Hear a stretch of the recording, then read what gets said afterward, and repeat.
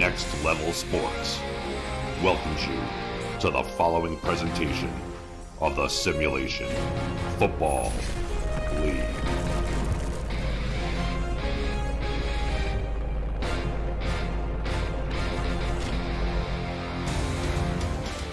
Week 2 of Season 17 of the Simulation Football League continues with a matchup of two longtime league rivals. Coming up, the Jacksonville Kings make the 400-mile trek south to Fort Lauderdale to take on their in-state rivals, the reigning league runners-up, the Florida Storm. Good afternoon, everyone, and welcome to the Eye in South Florida. Alongside producer extraordinaire Cameron Irvine, our statisticians Tyler Falk and Declan O'Rourke, and my partner Aaron Alexander, I'm Tim Hackett. You're watching the SFL on Next Level Sports. Happy to have you with us. 12th all-time meeting between these two teams, Aaron, but neither side wants to fall to 0-2 to start off Season 17. Absolutely not. Both of these teams coming off a week one against two of their playoff rivals from just a season ago. Jacksonville losing to the Denver Nightwings and Florida losing to the Arizona Scorpions. Definitely going to be an interesting matchup to see here between these two teams. Both, of course, looking to bounce back from their respective losses. Definitely going to be a tight game, though, moving forward. Yeah, you're right. Two playoff teams from a season ago. Florida, of course, the number 2 seed from last season with a 10-2 record, getting all the way to the SFL championship before falling to the Denver Nightwings. That's the team that Jacksonville, you get a look at them there, that's the team that they played last week. It was a close game that Denver ended up pulling out. Florida, on the other side, went down big early against Arizona. Also a playoff team from a year ago, like Aaron said. Florida was not able to come back. Florida will start with their red alert uniforms, the all red for the team that normally wears the blue. Jacksonville on the road with the white tops and purple pants. Week 2 of 12 of Season 17 of the Simulation Football League rolls on. Jacksonville on the road will get the ball first to start. So Ethan Sneed, the veteran kicker, lines it up. Kingston Ellington awaits the return. Hand is in the air, and we are underway from Fort Lauderdale, the 12th installment of the I-95 rivalry, as it is now called, the matchup between the two teams from the state of Florida. So Jacksonville needs a quarterback in the offseason. Christian Christensen was the signal caller here for 8 seasons. He retires alongside his longtime running mate, standout wide receiver Ken Gossett. They both leave. Jacksonville needs a new pass thrower, and so they dip into the time machine and select this guy, Marcus Dunhill, the former SFL League champion, League MVP with the Atlanta Swarm in Season 14. His first game since that championship game last week against Denver. In his first pass of this game, he'll check it down to the running back, Jared Willis. Pickup of a couple, and a stop made by Stephen Black, the rookie middle linebacker, who's somebody that impressed you a lot, Aaron, last week. Absolutely. Stephen Black in that game against Arizona actually led his team in total tackles with 8 solo and 2 assisted. Was also tied with a couple of other teammates for most tackles for loss during that game. Gain of 1 through the air for Jared Willis. They like to pass to him a lot. Dunhill will throw, hits the back of Stephen Black. You see him there, number 42 in the red and blue. 8 tackles last week, like Aaron said, one of the league leaders in that regard after 1 week. Surprisingly, though, the second-round pick, he only had 48 tackles in 8 games in the minor leagues last year. That wasn't even in the top 25, so in a draft where a lot of linebackers were selected, he did not have the most gaudy good stats among all of those draftees, but he's had a really solid impact here through 1 week in the pros. Dunhill on 39, lofts it up. It's picked off by Ryan Davidson. One of the veterans in this vaunted Florida secondary takes it away on the third play from scrimmage. Yeah, just a beautiful read there from the 8-year veteran Ryan Davidson, just cutting off the route being taken there by Shea Carroll from the 8-year veteran coming over from San Diego. And Florida's going to get this ball just outside the red zone, already threatening to score here early in the first quarter. Talk about dream field position for their first drive of the game. Ryan Davidson had their only takeaway last week. He's got one on the third play of the game this week. Ron Cochran, the 9th-year veteran, will throw on first down. He'll check it down to the running back, Charlie Boletsky. A couple of spin moves and a nice start through the air for the sophomore tailback, Charlie Boletsky. Yeah, Charlie, known as the Bullet. Absolutely great rookie season. helped lead the team to, of course, that runner-up in the championship game. Uh, Potentially missing his former running mate and former fullback J.W. Doyle, but showing here that he's still got the moves to make tacklers miss. Cochran floats it on second down, had a couple of receivers there. He'll go short to number 80, Shaba Debo, and on a team that has 2-star tight ends, Aaron, they go to the non-star, Shaba Debo, who's got the first catch of the game. I mean, sometimes you just got to pass the man that's open. It just so happened it was Shaba Debo there. I'm sure these other two tight ends will get their due here as the game progresses. Third down and inches for the veteran Cochran. They give to Boletsky. He's hit from behind, and he won't get there. Great tackle by Taquan Hale and Hunter Norwood, the two veterans. Norwood is last off the pile, two of the best pass rushers in SFL history. They were both there to stop the run. Yeah, and a great job by this Jacksonville defense. I was going to say holding Florida to 2, but it looks like they're going for it here on 4th and 1. Wow, that's crazy. They bring the offense back out here on their first drive, coming after that interception from Davidson. Is this the patented SFL bait and switch? Cochran will take his time. Hear him with the hard count. Jacksonville backs off, and Cochran will back out. We see this all the time in the SFL, Aaron. I'm curious your take. This is what I call the bait and switch, where the offense comes back out here on a 4th and short, usually 4th and 3 or less, and then ultimately they decide to pull out and usually kick a field goal afterwards. How do you feel about that? A part of me can see the logic behind it. You know, try and get the hard count, force the defense to go off sides. Admittedly, against a team like Jacksonville with 3 veteran down linemen, you're better off either just trying to run the play or just not even bother and go for the field goal. Save that timeout for later on. That is the issue. You run the risk you run. You do lose a timeout. You don't necessarily need to, but they will take it. And now Ethan Sneed will take the field goal. A guy who has missed only 1 kick in his first 3 years in the SFL sails that one through from 31. Florida turns that pick from Ryan Davidson into 3 points, and the home team has the first lead of the game. Yeah, and admittedly a disappointing 3 points if you're Florida, especially with the incredible field position that your defense just handed to you on a silver platter. But still an early lead. Still a lot of time left on this clock, though, here in the first for Jacksonville to respond. Yeah, great point. They only go 9 yards after that pick from Davidson and have to settle for an early 3. So Marcus Dunhill threw 1 pick last week. Didn't really come back to bite Jacksonville. They fell to Denver by 8. Deep kickoff here from Sneed. Tough sailing for Kingston Ellington, and he has nowhere to go. Getting back out to the 20. Should have just cut his losses, avoided getting the hit, taking the touchback at that point. Yeah, definitely agree with you there. But, either way, still Marcus Dunhill, trying to shake off some of the rust, I think, these first 2 games. Since he's been, out of it for the past 2 seasons. It was a pretty good return to action for him last week, but by no means perfect. On the ground, they'll go to Jared Willis, who is on milestone watch here today, Aaron. He picks up only a gain of 1, and he's going to need to be a lot more efficient on the ground than he was last week if he wants to hit that milestone. Yeah, he's currently sitting at about 84 yards away from 6,000 total for his 7-year career, currently on his 4th season here in Jacksonville. Only averaged 2 yards per carry last week in the Kings' loss at Denver. 43 yards on 21 carries. Somebody on the defensive front jump. Dunhill takes forever, and he gets ripped down to the ground. We're going to see our first penalty of the game here, Aaron. That's Alessandro Tomaello, the Venetian outside end man for the Florida defense. And it will be an offside call. First penalty of the game. And it's going to be on Tomelio there. So unfortunately, that sack's going to be stricken from the record books, and it's going to be, I believe, either 1st and 5 or 2nd and 5 here for Jacksonville.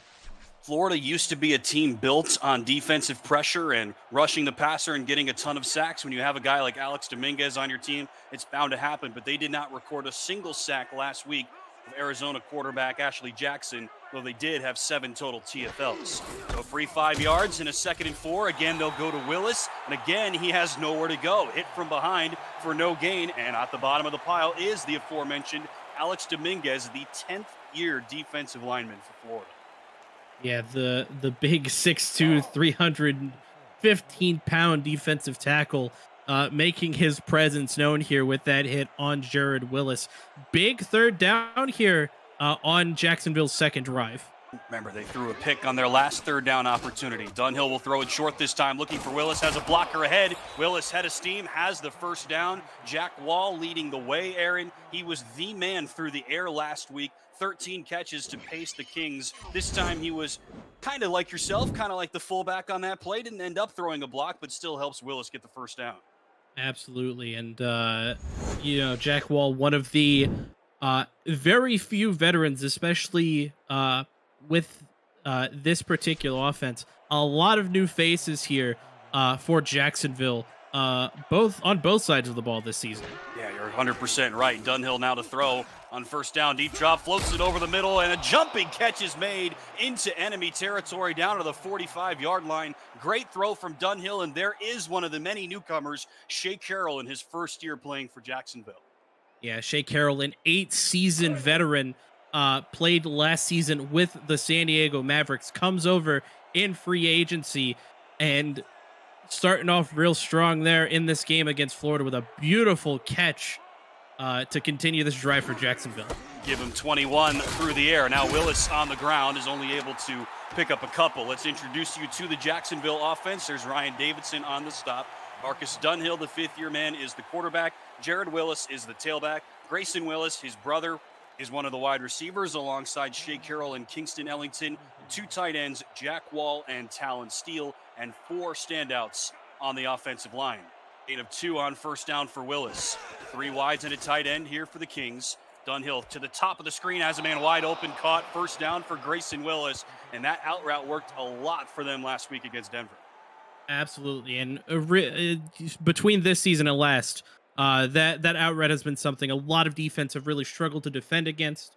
Of course they're gonna continue going to it here. I think it just makes sense to, and a good pickup for Jacksonville, keeping this drive alive despite that pick in their 1st one.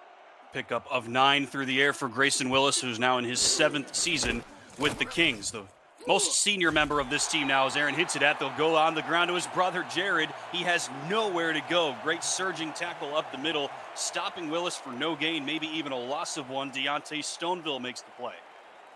Yeah, just a lot of good pressure there from the defensive line of Florida to force Jared Willis into the backfield, down in the backfield, excuse me.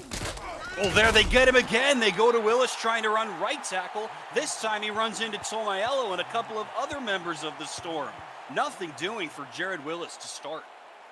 Yeah, and it definitely seems like these veteran defensive linemen for Florida are just taking advantage of the 4 rookie offensive line of Jacksonville on these runs. Jared just has nowhere to go. 4 stars, but all rookies, like you said. So Dunhill will have to throw it out to Willis. He doesn't have any room there either. He gets 2 through the air, and then he's hit by a couple of Storm players through the air. Speaking of veteran, you don't get more veteran than Evan Carroll, the 10th-year man from Fort Lauderdale, playing in his hometown for his hometown team, one of the original members of the Storm, alongside Dominguez, who we told you about earlier, the only 2 guys on this team that were around when the Storm were inaugurated 10 seasons ago. He makes the play on 3rd down, and so the punt away now from Howard McCoy. It bounces and is stopped inside the 5, so great work by the special teams of the Kings. Yeah, and this is going to force Florida into a bit of an interesting situation, being so deep into their own territory. Realistically, they'll probably try and run the ball here, just to give Ron Cochran a little more breathing room to try and make a pass.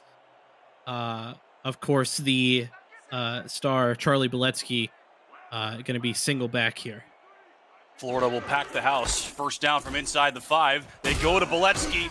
Point for you, Aaron Alexander. Good call, and a pickup of 9 on the ground for the sophomore from New York City.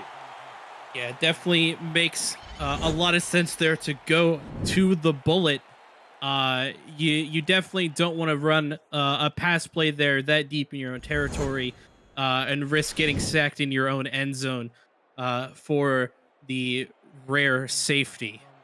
Happens occasionally, infrequently, I would say, in the SFL, but you don't want to give your opponent prime opportunity to pick one up. Jacksonville showing blitz now on 2nd and 1. They will run it left side, and Jacksonville was all over that one. No running room at all for the ball at that time. Great defense by Yakov Zolotov, the rookie linebacker.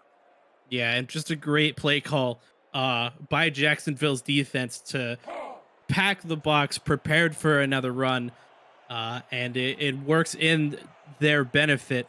Ron Cochran giving the ball again to Charlie Beletsky there. 3 wides now and a tight end for Florida on 3rd and 2.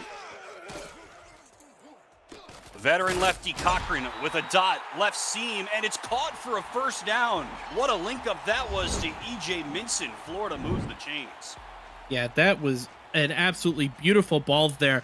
I admittedly, I kind of lost where the ball was on that play, but just a perfect ball to split the 2 defenders and the ref to get that ball in the hands of the big tall receiver in EJ Minson. I lost it too because the ref was right there. He made the tackle on EJ Minson, but Florida still is able to get the first down. Here goes Beletsky, and a decent gain for him there. He picks up 3. Zolotov once again on the stop. Here is the Florida offense for head coach Max Paul and offensive coordinator Ben Jackson. You've heard from Ron Cochran, now the 9th-year veteran quarterback. Charlie Beletsky is the running back. Wide receivers E.J. Minson, Stephen Bush, and Justice Blackwell. A pair of tight ends, Varadin Zarkov and Paulie Truth. And the offensive line is anchored by guard Joseph Wade and tackle Greg McDonaldson. 2nd and 7, here's Beletsky. Daylight for Beletsky off left tackle. Great block by McDonaldson, and he's tackled just short of the sticks by Greg Gaines. Yeah, just solid blocking all around from the entirety of Florida's offense there. Charlie getting just tons of daylight there. Absolutely beautiful play from the Storm. 17 yards on his first 5 carries. They'll go back to him here. First down and more. A couple of players were there, including John Martin and Gaines once again, but Beletsky still able to get the first down for the Storm. Yeah, honestly, that's what makes Charlie Beletsky absolutely dangerous if you let him go unchecked. He can just keep running for the most part, right? He's just an incredible back. Was a standout in the minor leagues 2 seasons ago, had a solid rookie year, but they're expecting a lot of him here in his sophomore year. They'll give it to him, tries to spin, can't break away from Bernard Gooden. That gives us a good opportunity to tell you about the Jacksonville defense for head coach Frank Gooden. Aaron mentioned the standouts on their defensive line. 3 veterans and a rookie. Taquan Hale and Mike All on the outsides. The tackles Hunter Norwood and Marcus Sledge. The linebackers Yakov Zolotov and John Martin, who just made that play. 1 yard on the gain for Beletsky, and now Cochran with a deep drop. The southpaw steps up and throws, and it's picked off. Dueling interceptions to start. Connor Darien, one of the new members of this Kings defense, steps up and has his first takeaway as a King, and Jacksonville will take over near midfield. Yeah, Darien coming over from the Swarm last season, and just another great read by a veteran corner there. Gets a big interception for Jacksonville now, who's looking to threaten Florida deep in their own territory. And Darien spent his first 2 seasons with the Atlanta Swarm, same team that used to be frequented by Marcus Dunhill, had only 1 interception over those first 2 seasons, and he's got one here in his 2nd game playing for Jacksonville. Dunhill, the former Swarm League champ, will throw this way. It's caught for a pickup of about 8 by Shea Carroll, who's now in his 8th season in the SFL, and this is his 7th total team, which he's suited up for. Yeah, definitely a journeyman here in the SFL. Yeah. Which, nothing wrong with that. Clearly, still as effective as ever. Seems to be the favorite target of Marcus Dunhill so far this game. Yeah. He was busy early in the game last week against Denver, quiet late, ticking towards the end of the first quarter. Fake handoff, a deep drop for Dunhill, a wide open man, Jack Wall, who was the #1 target for the Kings last week. He's got it. First down for the Kings, and we're done with one from the eye.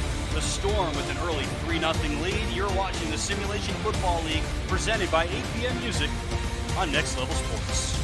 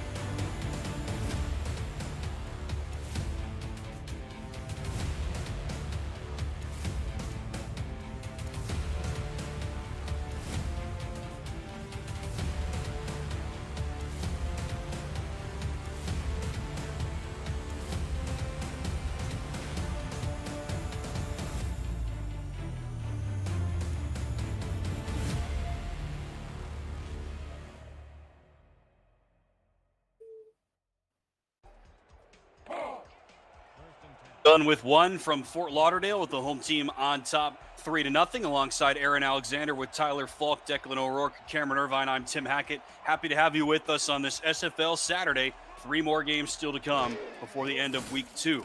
From the 26, Dunhill sets and throws this way. It's caught by Grayson Willis. A big opportunity for Grayson Willis this year, Aaron. He is now the #1 wide receiver for Jacksonville after he spent his whole career playing second fiddle behind Ken Gossett, one of the best wide receivers in league history, no question about that. But now it's Grayson's chance to be that #1 guy. Yeah, and Grayson's definitely probably got a chip on his shoulder playing second fiddle to Gossett for as long as he has, but pretty consistent so far this game. It's his show now, and so they'll try to bring in Jared Willis. The Willis brothers are now playing together for their 4th year, and it has been tough sledding for Jared so far. Dominguez was there alongside Deontay Stoneville. Yeah, Jared Willis is definitely struggling on this ground, on the ground so far this game. Currently averaging 0.2 of a yard per carry. Is that good? No. Sources tell me no. From the fringes of the red zone, Jacksonville trying to break back in. Dunhill wide open, Jack Wall, first down and more. We mentioned this, Aaron. He was all over the place early and often for Jacksonville last week. 13 catches, 153 yards, and a touchdown. Last season, he had 45 catches for 520 yards and 5 touchdowns. 30% of the work that he put in season 16, he put up that in week 1 last week. Just a massive game, best game in Jack Wall's career, no doubt.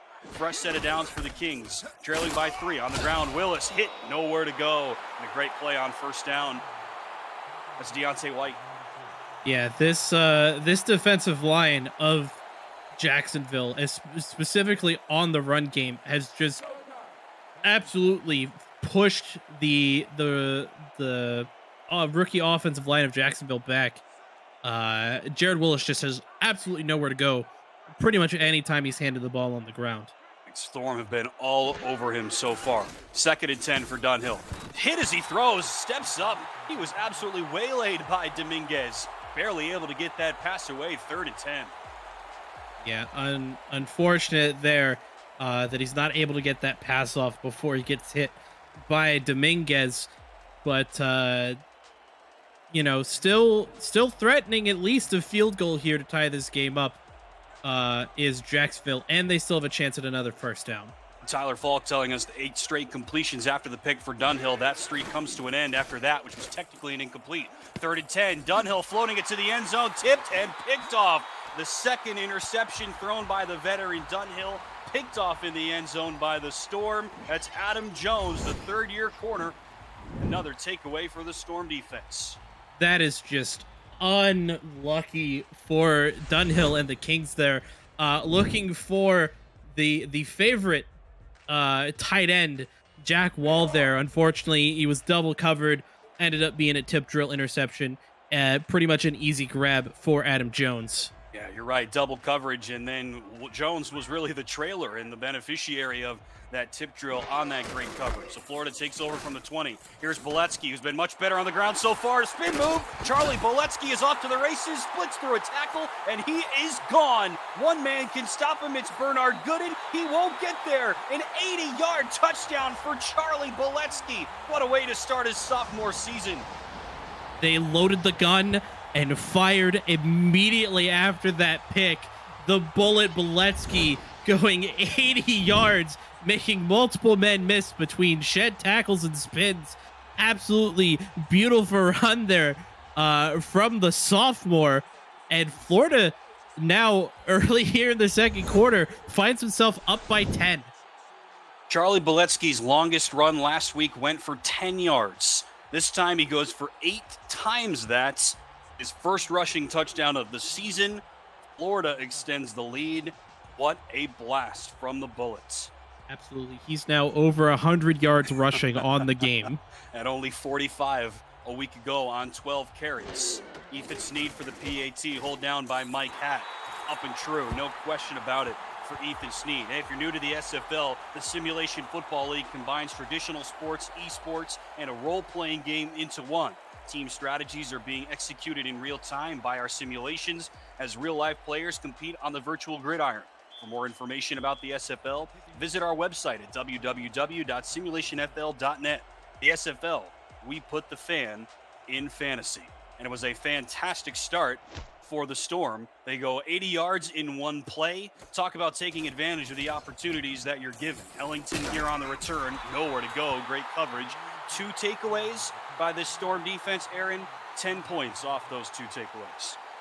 Yeah, they've been incredibly efficient so far, turning those takeaways into some kind of points. The first pick, putting them just outside of the red zone, only amounting to a field goal after a tough stand from the Jacksonville defense. The second one, though, a much different story. A touchback leading to a one-play 80-yard run for Boletsky. Dunhill trying to right the ship. He had Wall open. I think the ball hit him in the hands, Aaron, but he was not able to bring it in, and it'll be second down. Yeah, deep in the heart of Florida, there's a lot of humidity there. And it actually looked like he caught that ball. Sure did. And it was knocked out by, who was that? Eric Hammer was around. It was Greg Gaines, I believe, that actually broke up that pass with the hit. We've seen less than that called a fumble in this league before, Aaron. Plays like that where it looks like the receiver has it and then takes a step and gets the ball jarred loose. Whatever, Jacksonville will take it. 2nd and 10 and not another turnover. Dunhill floats it. Caught wide open. First down for Shea Carroll. He gets plastered at the end of it, but he picks up 12. Ryan Tobin on the stop. We've got our first game break of the day. Let's check in with Cameron Irvine back in the studio. Thanks, Tim. It only took one play, and Vancouver did this, Tom. Yeah, big time fumble. Ferguson picks it up and rumbles down the sideline. Vancouver's in control right now. Lone Star, tough way to start at home. Back to Tim and Aaron in Fort Lauderdale. Cam, Tom, thanks so much. Isn't that exactly what we were talking about, Aaron? Plays like that happen all the time. Jacksonville avoids it. They've still got the ball. Jared Willis is only able to pick up 1 on the ground. His tough day continues. Look at that, just the disparity that you hinted at the last drive, Aaron. Boletsky just miles better than Willis through a quarter plus. Yeah, Jared Willis currently on exactly 1% of the production that Charlie Boletsky has. Which is definitely unfortunate if you're Jacksonville. You definitely want to see a lot more out of Jared Willis. Unfortunately, he's just not really able to go anywhere. Play action for Dunhill, floats it up, and the pass is caught. Great link up again over the middle. Again, it's Shea Carroll. Another gain of about 14 this time, and Jacksonville picks up the first down. Yeah, Marcus Dunhill just shy of 100 yards through the air here. Half of that has gone to Shea Carroll, who's currently sitting at 54 with 4 catches. Yeah, he's been great. He only had 3 catches for 33 yards, all in the first half last week. Here goes Willis, gets a block, but runs into Eric Hammer once again. Hammer has been big time so far in this game. Stephen Black was right there with him. Let's introduce you to the Florida defense. Haven't done that yet. The defensive line, Deontay Stoneville, Alex Dominguez, Alessandro Tomaello. The linebackers, you just heard from them, Stephen Black and Eric Hammer. Corners, Evan Carroll, Ryan Davidson, and Adam Jones. And the safeties, Ryan Tobin and Andrew Francis. Pickup of about 2 on first down for Willis, trying to get him untracked somehow. From midfield, Dunhill under pressure immediately, SOS. Down he goes, and a loss of 8 on second down. So much for this no defensive pressure from the Storm line, Aaron. Deontay Stoneville with his first sack of the year. Yeah, absolutely incredible penetration there from the defensive line. Both him and Tomaello just ripping through the offensive line of Jacksonville. And that's a huge momentum shift, I think, on this drive in Florida's favor. They were 10-2 last year, the Storm, but I think if they can get that part of their game going, watch out for them this year. Dunhill has time, right back to the midfield line. That's caught by Talon Steele, the rookie tight end. Third-round pick, Nashville native, had 1 catch last week. He's got 1 here, but unfortunately they needed 16 yards, and he can only get him 9, so it'll be 4th down. Yeah, and unfortunate end to the drive here. They're going to be forced to punt it away. Definitely still some signs of life, though, out of Jacksonville. This game, of course, far from over. One of their better drives of the game so far, no doubt. McCoy on the punts. Here's the return from Justice Blackwell, the rookie returner. Was a little bit busy last week at 7 kick returns and 3 punt returns. He is now the number 3 wide receiver on this team, the slot man, and returning kicks for Max Paul and company this season. A couple of yards on the return there. So Florida now takes back over. It's been a tough start for Jacksonville so far. Their 4 possessions, 2 interceptions, and 2 punts. And again, Florida has capitalized on those 2 interceptions and has turned them directly into 10 points. From their own 20, Cochran with a sidearm throw. Boletsky on the catch, but he's going the wrong way. Thrown down to the ground, and a great tackle by Succo Lomano. Yeah, I think they were trying to hit Boletsky on the screen there. Lomano and the rest of Jacksonville's defense were just fully prepared for it. And a pretty big tackle for loss there from the veteran strong safety. Moved over from free safety last year because Alex Bond retired after 8 seasons, one of the many departures that the Kings suffered in the offseason. Cochran puts Boletsky in the positives that time, but it is just a gain of 1. No chance for even Dietrich Leclerc, the right tackle, to help pave the way. Here is the Jacksonville defense. Finish that off. We didn't get to tell you about the secondary. Bernard Gooden and Connor Darien, the corners. Greg Gaines, Succo Lomano are the safeties. And in case you forgot, the linebackers, Yakov Zolotov and John Martin, a pair of rookies. Mike All, the general manager for the Kings, had to remake this entire defense. He did a great job putting the pieces together. Now can the pieces perform? On 3rd and long, the defense stands up here. A link up from Cochran to Verret and Zarkov, who was massive for the Storm in their loss last week, but they needed a lot more than that 4th down.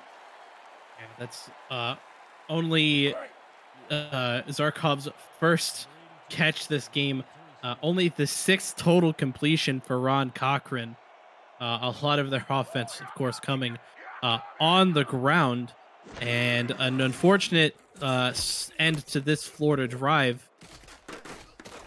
Yeah, 3 and out here for the Storm after the Kings had to punt it away once again. And so Jacksonville, another new lease on life, keeping the Storm at bay their last couple of defensive possessions. It really hasn't been an electric offensive day for the Storm and for Ron Cochran, like you said, Aaron. I mean, all of their points coming from that interception from Ryan Davidson, which put them inside the 30. They kick a field goal 3 plays later.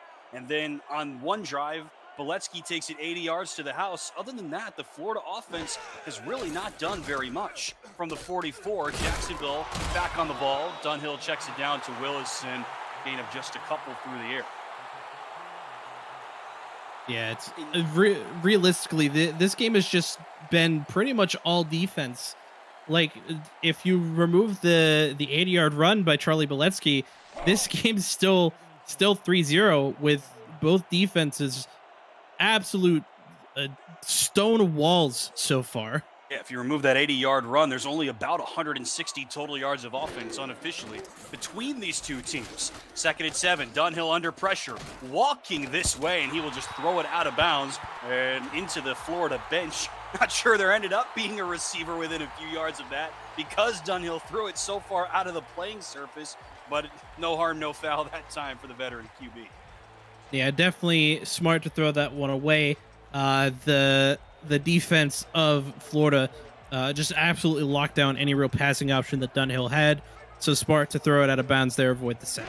Dunhill has been very mobile over the last 2 weeks. He's had to be. On 3rd and 7, floats it up, and it's hauled in by Grayson Willis. A big-time conversion for the Kings. Willis gets him out to the 37. Yeah, and that's what Dunhill was probably looking for. The play prior.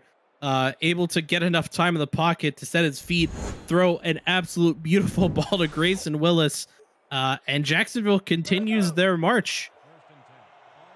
We'll give Grayson 10 through the air. We mentioned that offensive line for Jacksonville. Let's introduce you to them. The center is Brian French, tackle Olivia Bleeker, and guards Alden Bleeker and Robert Crone. They've helped put Jacksonville inside the 40. Deep drop and time from the offensive line. Dunhill hit as he throws, floats it up, picked off again. The 3rd takeaway by this Storm defense.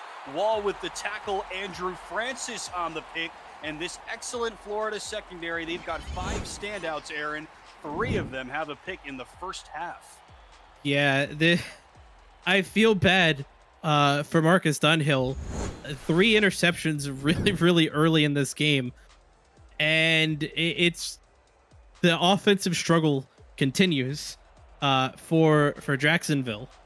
It has really been a struggle to get anything going. They have had the lion's share of the possession, by far the majority. They've run a ton more plays, like we've said, but they've not been able to do anything with it. Here goes Boletsky. We've seen what he can do. He breaks through the first hit of Connor Darien and is taken down after a gain of 3. The SFL invades Houston August 6th through 8th to induct the 2021 Hall of Fame class, showcase live and in-person Week 3 action, and to connect with the SFL community all around the world.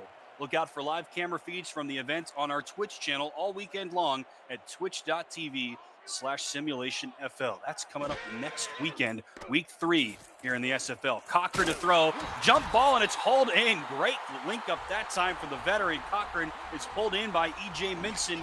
Big role expected out of him this season, Aaron, and a nice play for the 4th-year man. Yeah, and another incredible acrobatic catch there from E.J. Minson. Definitely in any other situation probably would have been picked off, but EJ Minson making the most out of it.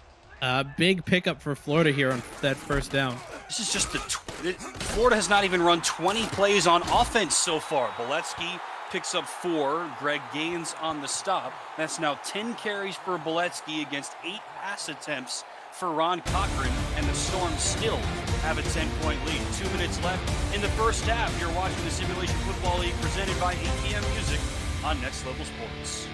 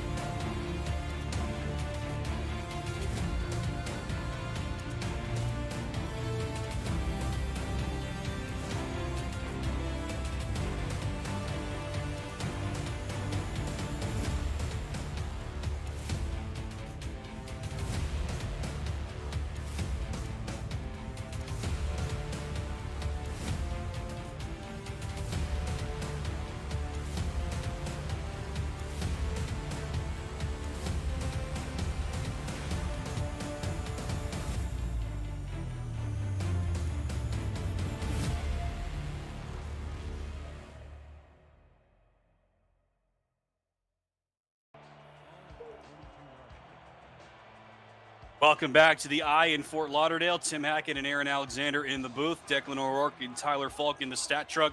Cameron Irvine and Tom Welsh behind the scenes. The Storm with a 10-point lead, trying to move the ball as we head towards the half. Cochran with a zip pass. Left seam, first down and more, and another catch for E.J. Minson. Yeah, another great ball from the veteran Cochran to his now very much favorite target in E.J. Minson. Incredible pass there again by the two to keep this drive going for Florida in what has still been an absolutely defensive heavy game. Yeah, Noel even looks for the presumed number 1 wide receiver, Stephen Bush, so far in this game.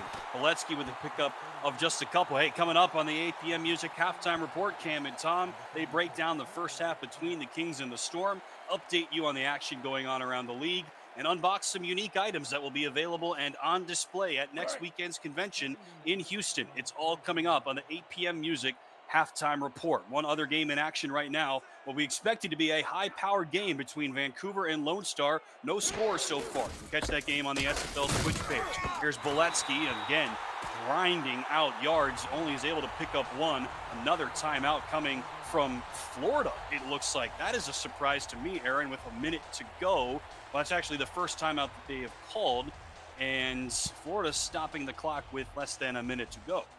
Yeah, Florida, of course, only has one timeout left because of the attempted bait and switch early in the first quarter. Jacksonville's defense in their own territory now has absolutely tightened up. Cochran has time, floating it to the sideline, and it's caught for a first down to the 31, and another catch for a long gain for E.J. Minson, the third of this drive. And then Cochran just rides the Minson Express again, and it's another first down for Florida.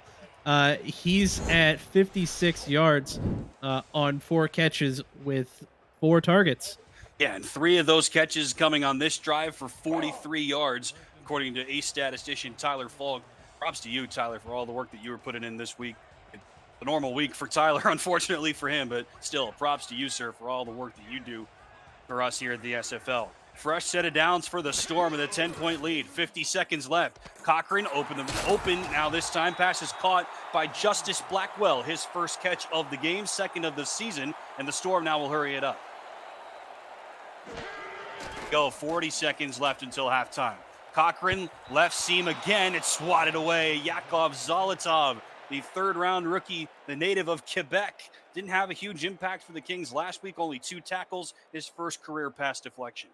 Yeah, and that pass, I believe, intended for the second-round rookie, Justice Blackwell, who I myself on draft night called controversial, but he's definitely been a really good pickup for Florida, especially with his work on special teams.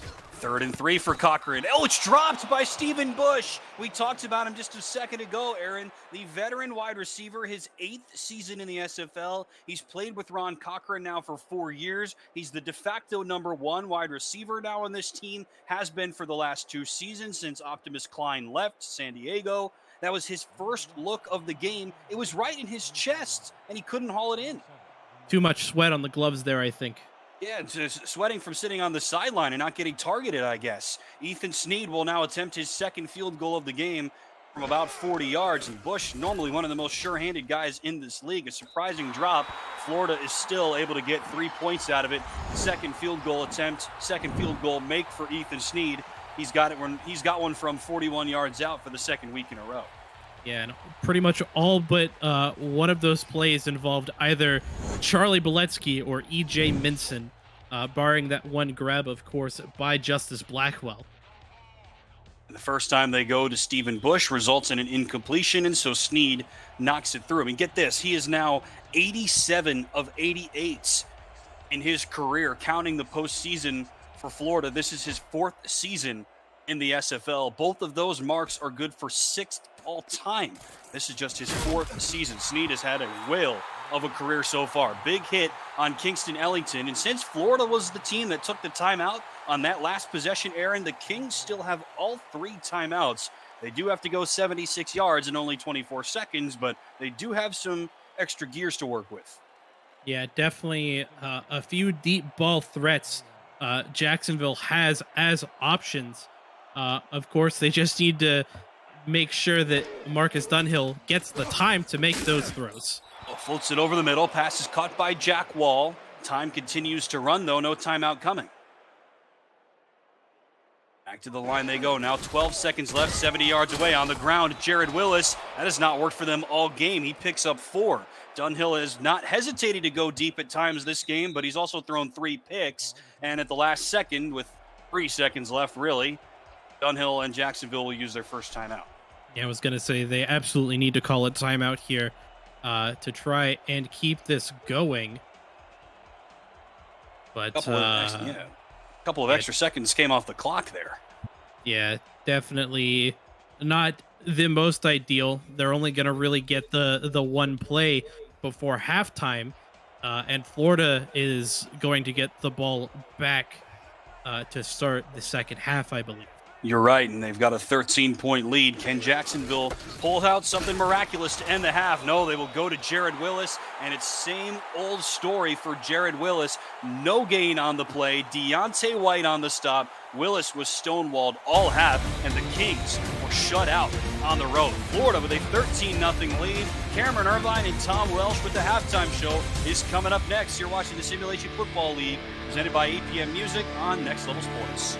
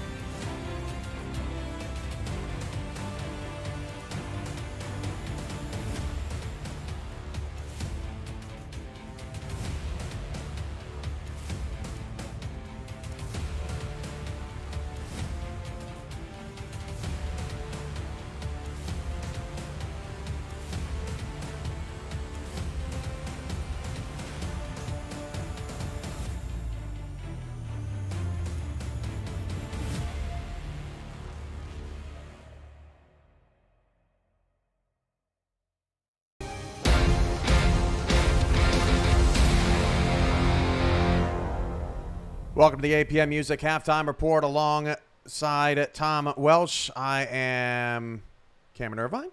And 13-0, Florida leads Jacksonville at the half. A kind of a surprising first half, just in the sense that Jared Willis did absolutely nothing on the ground, Tom, while Charlie Boletsky's long touchdown run is really the only thing that's separating these two teams in a very defensive battle right now. Yeah, Jared Willis, 9 carries on 3 yards. That's not getting it done for them. He needs to step it up a little bit more for them. Absolutely. Vancouver and Lone Star right now in the second quarter, just starting the second quarter, 7-7. Was scoreless there for a while, and then a long pass to Dan Daly from Tom Pepper, and then Ike McBride, blistering run, which we'll show you on a game break once we get Florida and Jacksonville kicked back off again, because it is too good not to get a look at. But Lone Star's holding their own after a tough outing at Mexico City. They've really shown up to the challenge of trying to stop this high-powered Vancouver offense. Yeah, we were talking about how we kind of might have jinxed a high-scoring game there, and then all of a sudden Tom Pepper throws a laser, and then Ike McBride with the 70-yard just trucking people. We might get to see the 50 bomb again from Vancouver, so it'll definitely be something to see if Lone Star can kind of hang with them and hold them down. And Lone Star just got a pick. Evan Lacey with the interception. Lacey and his family will be at the convention with us next weekend in Houston. And this morning in the mail, I got some surprises. Oh man, got some team flags delivered here. We were looking at San Diego before the broadcast and thought we'd unbox some things. Check this out. there it is. Look at that. There you go. So we got the Mavericks flag. We got all the teams here. See if I can unbox a few more. And Tom, you won't be there, but you've seen some videos and such. And have you ever been to a convention of any kind, Tom? I'm trying to think if I have, and I haven't, and that's what's disappointing. And my wife and I were really kind of trying to find a vacation weekend to go to, and she was all for it. We just couldn't make our schedules kind of work to be able to come this upcoming weekend, and it's something that surprised me that she was okay with wanting to go, but great support system, and we're definitely looking forward to future ones definitely coming up. That looks nice. Found Jacksonville in the I gotta come up to the mic, don't I? Found Jacksonville in the box, and at the bottom of the of these flags, you've got the league football. There it is. Yep. Down at the bottom, with the team colored trim, and so that looks good. We'll unbox a couple more here as we watch Lone Star Vancouver. But what does Jacksonville need to do to get going in this second half, Tom? Because they've just done nothing. Their largest play is 21 yards. That's the only play they've had over 20 yards in the first half. Yeah, they really need Jared Willis to get going. I said it before, and I'll say it again. They really need the run game to step up and make some moves here. Dunhill's thrown a few picks and hasn't looked all that great. Give credit to Florida's defense and what they're doing, and really like you mentioned, outside of Charlie Bolesky, it's just been a few plays here and there from both teams. I was looking for. I should really put this box on my lap. It's huge. So I'm scouring through. Atlanta was requested in the chat, but I did happen to find our opponent here, or one of our teams going on. Florida. Oh, nice. They turned out real nice. All of them look real good. Light blue and the red trim. It's got the logo behind it. We'll try to find Atlanta's before we hit over to the second half, but. Tom, we're almost 2 weeks into the start of the 17th season. I'll put you on the spot here for a sec, but what's been kind of the most surprising storyline for you so far? Arizona's 2-0 start. We all know Eddie Gage is a genius on defense, and having their offense really kind of be the catalyst in both games has really been exciting. I would have to say probably my second note would be the different scoring, from week 1 to week 2. Obviously, week 1 is always kind of a crapshoot and high scoring and stuff like that. So to see the difference between week 1 and week 2 really shows that how competitive each team is and how much game planning it goes into and stuff like that. And I want to say, how much growth San Diego has had. Obviously, I'm biased because of them, but, we're definitely on the right path and have a bright future in this league, and we just need to break through and get that first victory at some point. I found Atlanta. Nice. There you go. Oh, yeah. So Atlanta with the light blue and the green trim. And someone said in the chat, I need a link to those flags. Actually, these are one-of-a-kind convention flags. They are not sold. You can only buy them at the auction at the convention. They are one-of-a-kind, and they'll be there each year. That'll be our new tradition. And they'll all be there at the convention, and some can take them home with them if you're there. So just another reason to head to the convention. You get merchandise that is not sold anywhere, but they all look good. I'll continue to get those prepped and ready for next weekend. That starts on Friday. After post game or after the conclusion of bonus coverage of Lone Star Vancouver, we'll go over the convention slate. We do have one adjustment in terms of the schedule there and where you can stream it and all that good stuff. But for now, Florida leads Jacksonville 13-0 at the half. Hopefully I didn't look too ridiculous trying to unpack a bunch of flags from a big old box. But, it was a nice surprise in the SFL headquarters today, so I thought I'd share it with you here at the half. Florida 13, Jacksonville nothing. This has been the APM Music Halftime Report, and we will be back to Fort Lauderdale after this.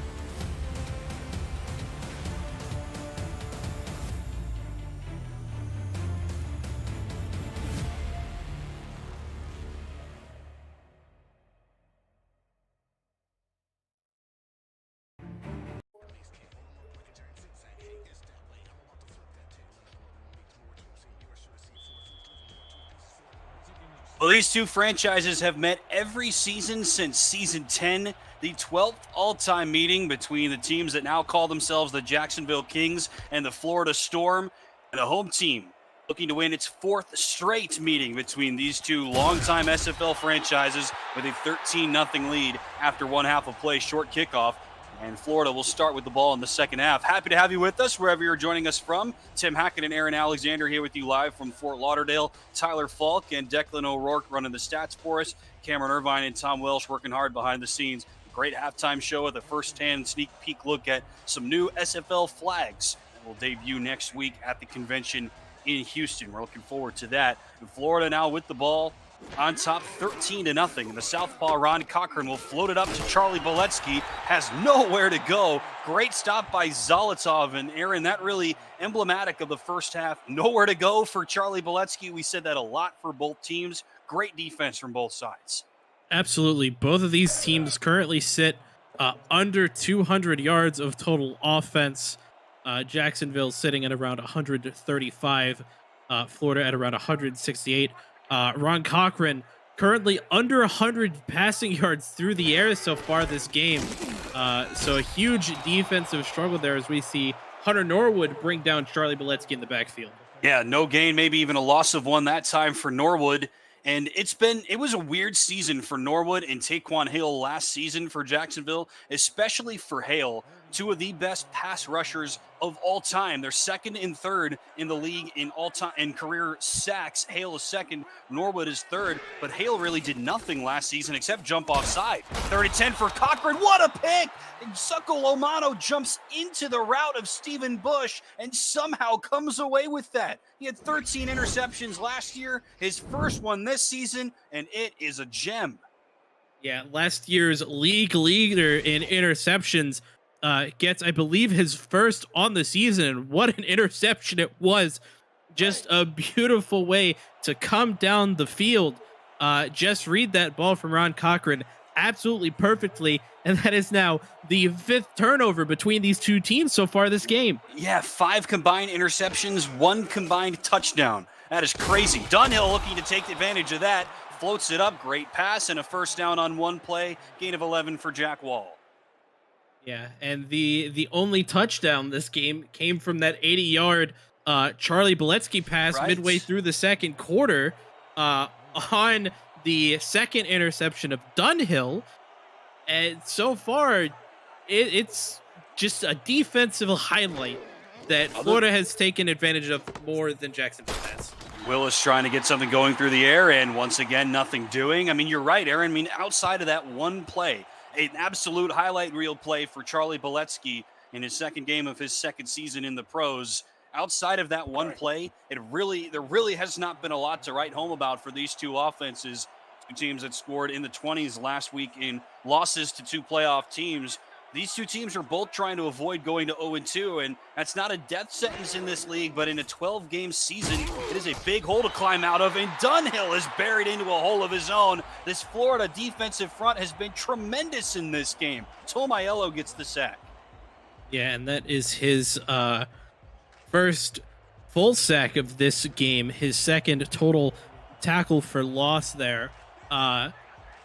Florida's defensive line still able to just put all kinds of pressure on Dunhill. Down he goes again. Back-to-back sacks.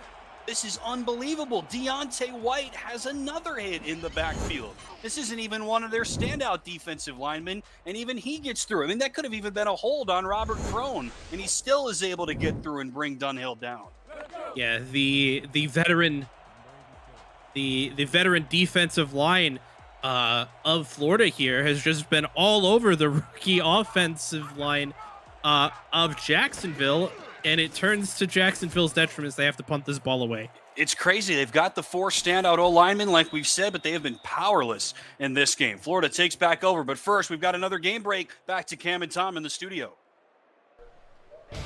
Thanks, Tim. Tom, Mike McBride, a bull here.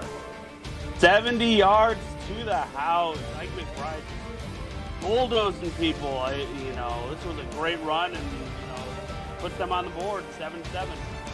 Hasn't had any scoring in the second quarter. That game's almost to the half, still tied. Back to Hackett and Alexander in Florida. Well, a great run from Ike McBride in the other game. That was a solid run for Charlie Boletsky, give him 6. So McBride with a 70-yard touchdown. Boletsky's got an 80-yard touchdown in this game, and that is the only touchdown on the board so far. If you're just joining us, these two teams have played each other every season since season 10. There was one season where they played each other 3 times. Florida, of course, used to be called the Alaska Storm back during their heyday where they won 3 straight league titles. Now they've moved to Fort Lauderdale, so now this is the in-state rivalry between these two teams, and Florida has owned it of late. Boletsky trying to help that continue. Was only able to pick up 1. A couple of players are there, including Martin, the middle linebacker, who is somebody that impressed you a lot last week, Aaron. Yeah, absolutely. Another one of those rookies that just performed absolutely outstanding on defense. Second overall as far as tackles go for the team. Also tied for most tackles for loss. The rookie linebackers for both of these teams just making an absolute showcase in their debuts. Yeah, almost had a pick there. He was involved on the tip drill, and nobody on the Kings could come down with it. Marcus Agrippa is going to come out for the first time in this game, if memory serves. I mean, but think about it like this. The difference in this Kings defense from last week to this week, always you see teams change drastically. A lot of times it's for the better. here in the SFL. But Eric Price last week, the Denver quarterback, in his first game in the SFL, only had 3 incompletions the entire game. And Ron Cochran has already missed 5 of his passes. He was the league leader in completion percentage a season ago. Deep punt and a decent return for Kingston Ellington. Only gets a couple and a good stop. Back to the studio. Cam and Tom, what do you got? Now, this is what we expected. Tom, after a 4th down conversion for Vancouver. Right before the end of the half, Tom Pepper to Kendra Hall again. They connected so many times last week.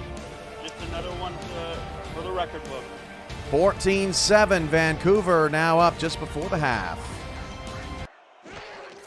That game starting to open up. This game still looking for any sort of light in the tunnel. Jared Willis has nowhere to go, as we said for about the 100th time already. Tom Pepper threw for more than 700 yards last week, Aaron, and there were, so many great passing performances across the SFL, so many great offensive performances in general. Even Marcus Dunhill had a really solid game for Denver, but I was impressed by what Eric Price did in the first game of the season, first game of his career. Jacksonville was powerless to stop him. A gain of 1.5 that time for Willis. Again, 3 incompletions. One of them was a pick, one of them was a pass deflection, and one of them was a pass that went out of bounds. Price completed everything else, and this new-look Jacksonville secondary struggled to stop him. But against one of the best quarterbacks in league history, Ron Cochran, they have been really, really good, and it hasn't mattered. They still trail 13-0. 3rd and 8 for Dunhill. Has to throw. Throws it, but it's caught short of the sticks. They needed 8. They only pick up 6. And another 4th down coming up for the Kings. It was Willis on the catch. Yeah, but Marcus Dunhill there, despite, again, the 2 seasons off, showing just incredible composure in the pocket with pressure coming again from the defense of Florida.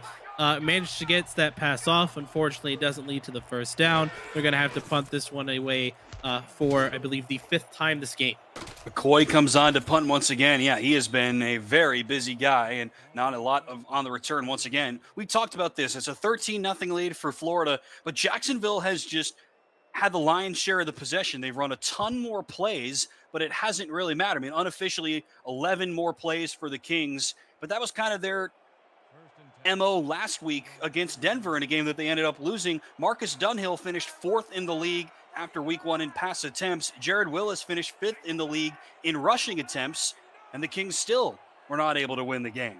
So they've got the lion's share of the possession here, but trailing on the scoreboard. Here goes Boletsky, and just a short gain for Charlie Boletsky, and that is a sensational yards per carry clip there you see, Aaron, but all of that coming courtesy of 1 run. Yeah, since that 80-yard touchdown run, the yards per carry has just been steadily dropping as Jacksonville's defense has just been all over him. Doing some quick math, it's about 2.5 yards per carry if you take away that 80-yard run. 2nd and 8. Cochran flings it this way. It's caught by Boletsky. Breaks through a tackle. Can't break through the second one. Great rallying stop made by Greg Gaines, a former corner last year for Mexico City Aztecs, and before that for the Chicago Wildcats. He comes over in the offseason to play free safety because, as we said in the first half, Succolomano moved from free safety to strong safety. So he had all 13 of those interceptions last year as a free safety, but now playing strong safety after the retirement of the veteran Alex Bond. Patrolled the backfield here for 8 seasons.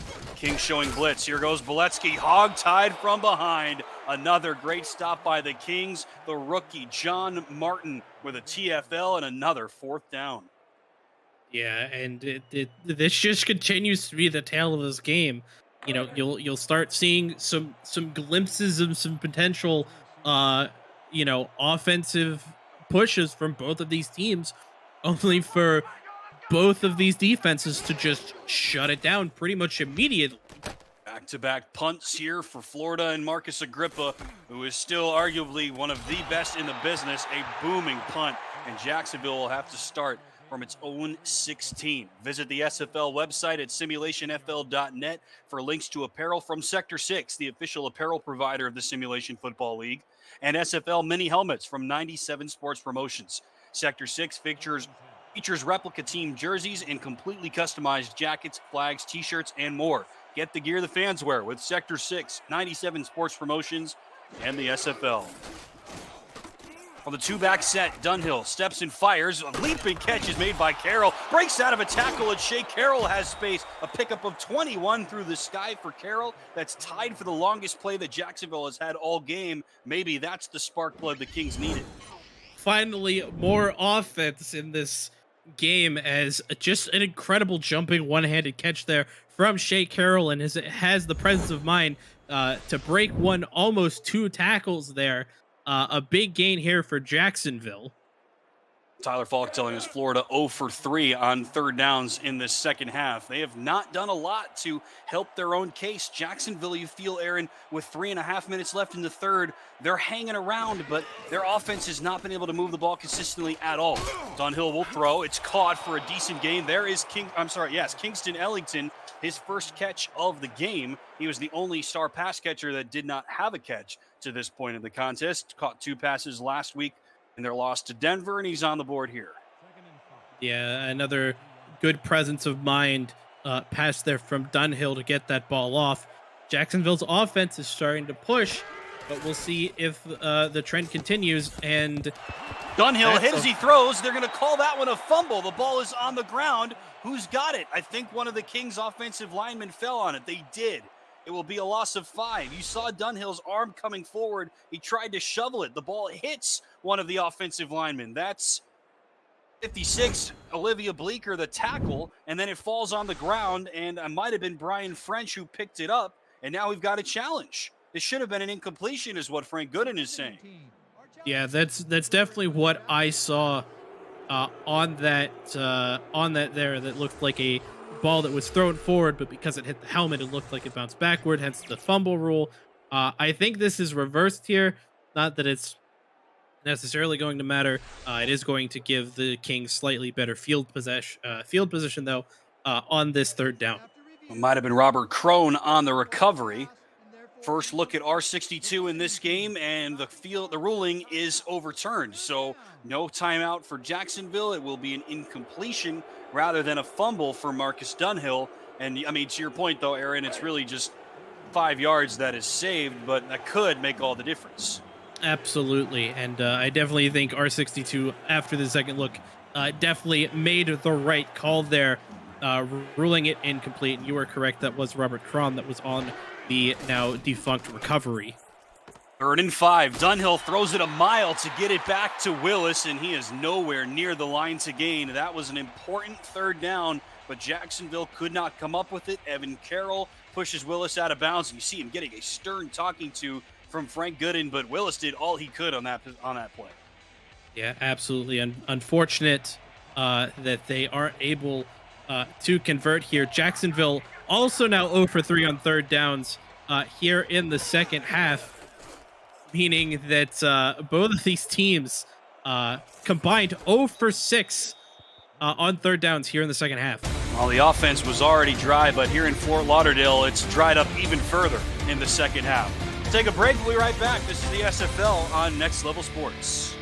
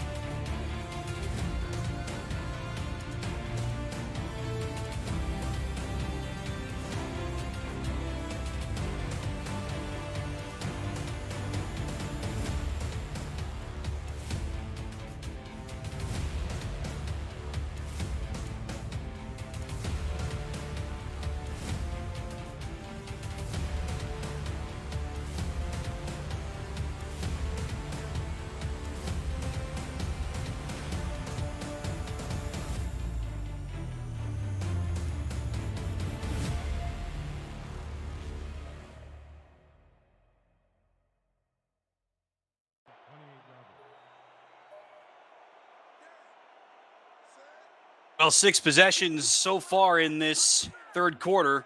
An interception and 5 punts so far. Florida starts off from its own 27-yard line. Ron Cochran with a 13-0 lead. Floats it, passes, caught, first down for the Storm. And a nice pickup that time for Justice Blackwell, the rookie wide receiver.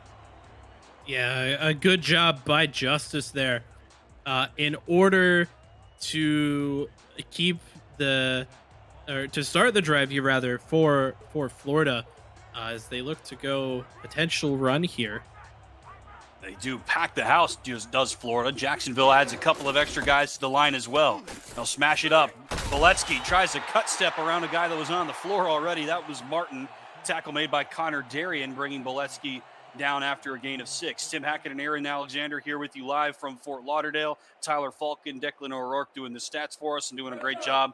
Cameron Irvine working hard behind the scenes. One other game in action right now, Vancouver and Lone Star. That's live on the SFL Twitch page, twitch.tv/SimulationFL, if you want to check that one out. Happy to have you with us here from the place they call the Eye, the center of the Storm, the center of the SFL world right now. And Boletsky just got sandwiched once again. Martin again leads the way on the stop. Norwood is there once again, another TFL for the legend.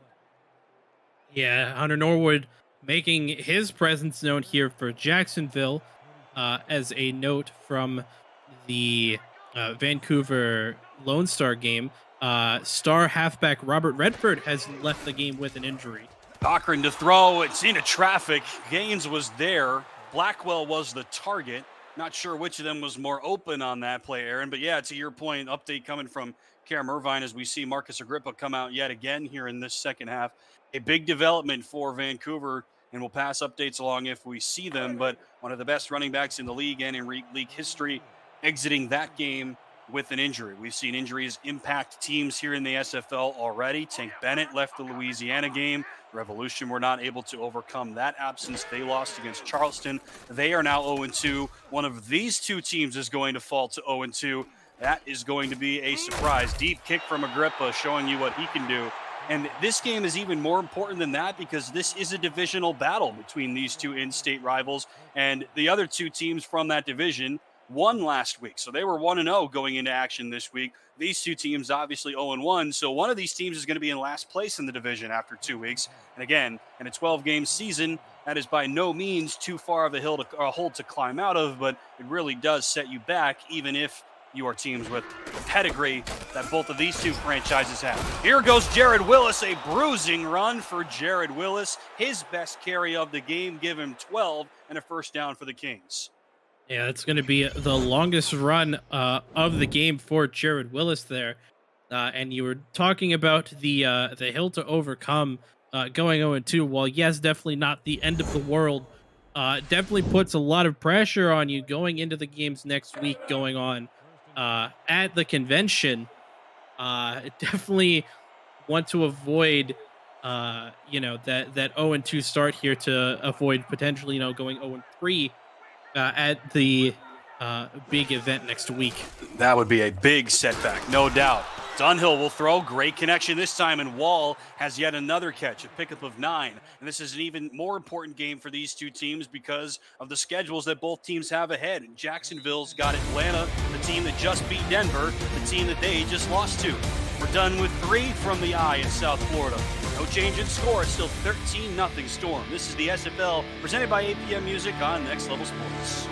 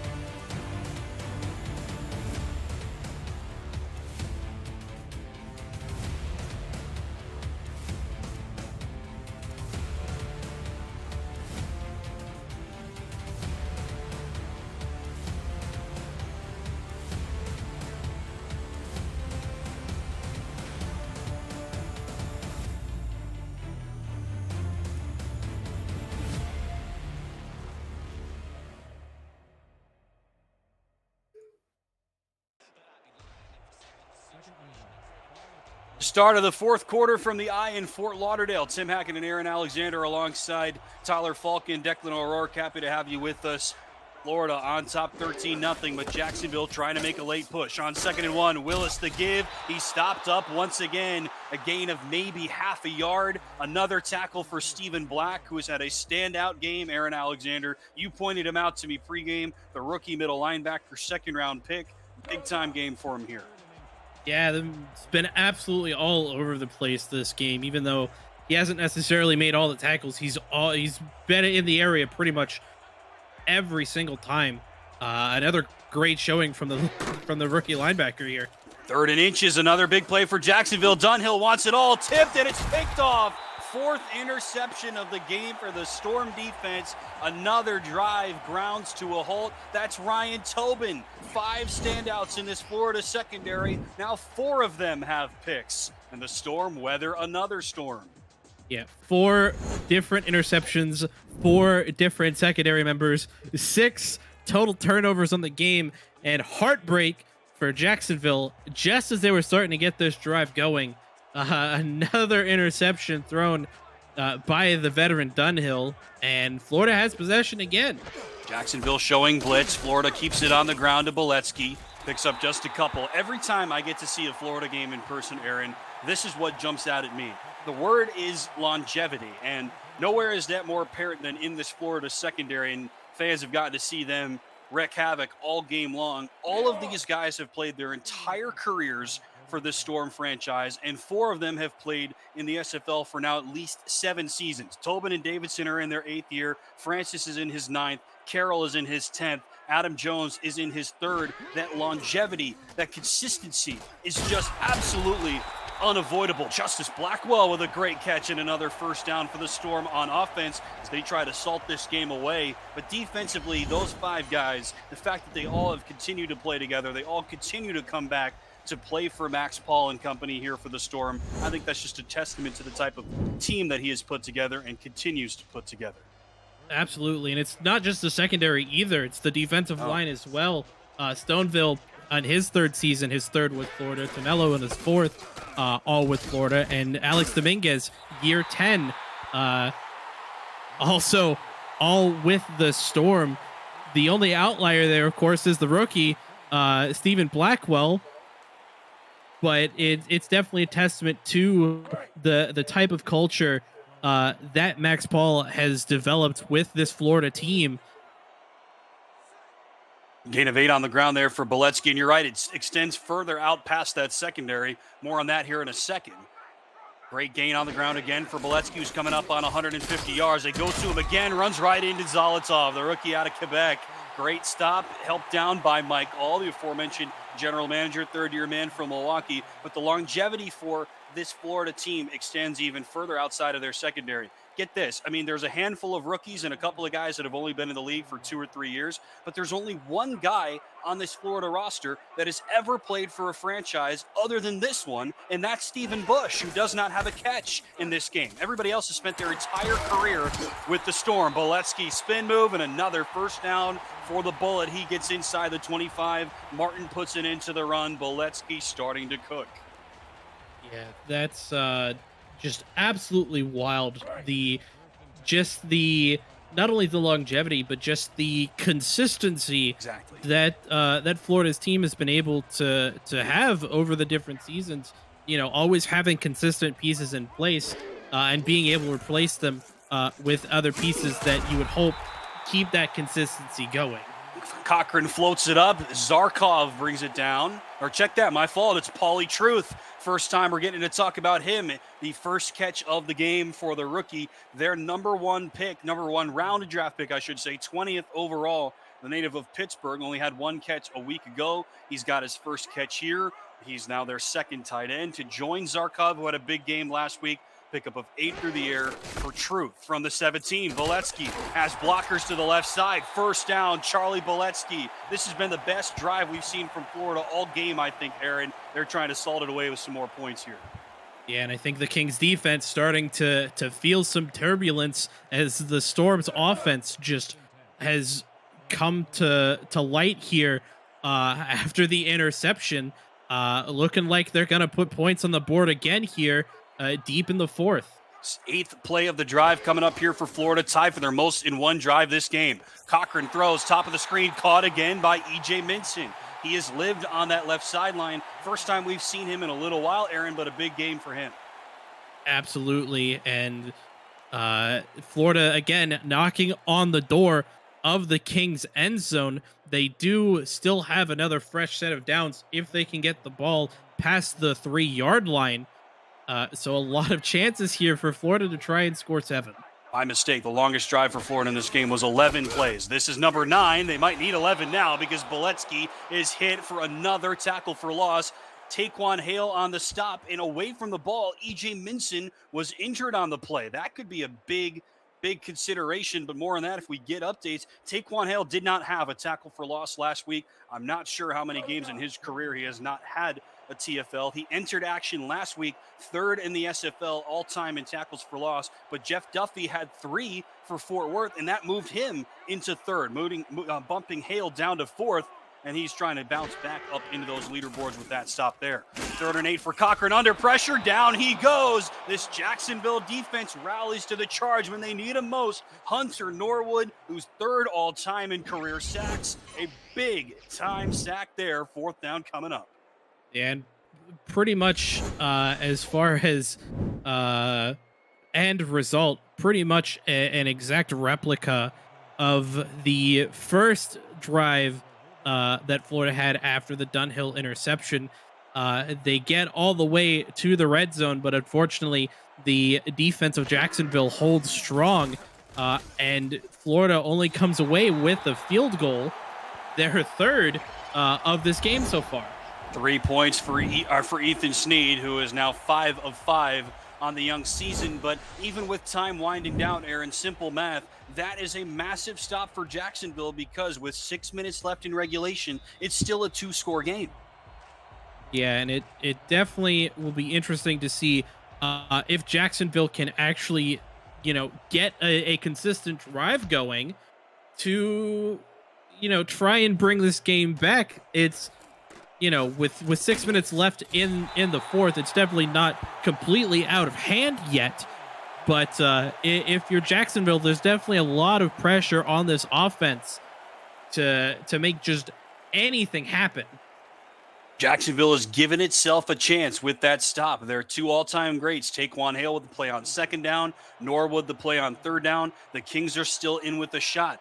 On that drive was the first time that either team has converted a 3rd down in this half, Tyler Falk tells us. Can Jacksonville start to put something together? Through the air, Jared Willis. That was a nice play and a pickup of 6, one of the best times, or one of the most successful results of that play in this game. Yeah, and that's definitely a key first play for Jacksonville there to start with positive yardage moving into 2nd down here. Definitely hope to see that continue if you're a Jacksonville fan. 7 catches in this game for Jared Willis. He had 9 last week, was 3rd in the league in receptions a season ago among all players. On the ground they go this time, a gain of just a couple, hit from behind by Deontay White, who has had an important game. Stephen Black on the stop as well. Black again making his presence known. The rookie almost becoming a cornerstone at this point of this Florida defense. Again, just everywhere on the field. We seem to be calling his name a lot again this game. 3rd and 2, Dunhill wide open, 1st down. Jack Wall out across the 40, just the 4th successful 3rd down conversion of the game for the Kings. And they will hustle back. Go ahead. Sorry, Aaron. They will hustle back up to the line now. 4:40 to go in the 4th, trailing by 16. And now Dunhill will take his time. Drop back all day over the middle. Pass is bobbled and caught again. Somehow Wall is able to make that play.